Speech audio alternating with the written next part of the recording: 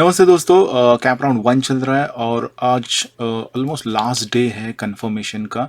मतलब आप seat freeze करके कॉलेज में एडमिशन ले सकते हो या फिर बेटरमेंट के लिए जा रहे हो। तो यहाँ पे एक सिली मिस्टेक स्टूडेंट्स कर रहे हैं कि वो बेटरमेंट के लिए तो जा रहे हैं। देखो, ऑप्शन 1 रहेगा तो ऑटो फ्रीज हो रहा है, so there is no other वे।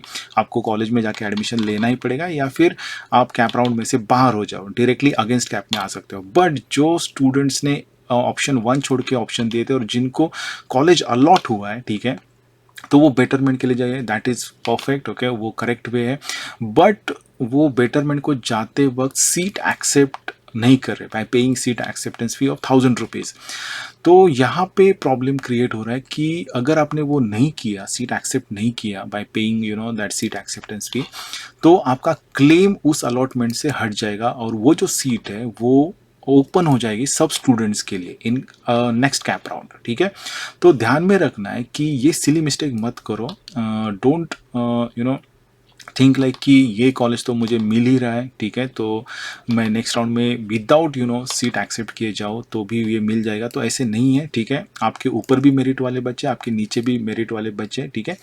तो दिमाग में ये रखना है क्योंकि कैप राउंड 2 में ऑप्शन फॉर्म फिर से ओपन हो जाता है तो बच्चे ऑप्शंस ऊपर नीचे शफल कर देते हैं।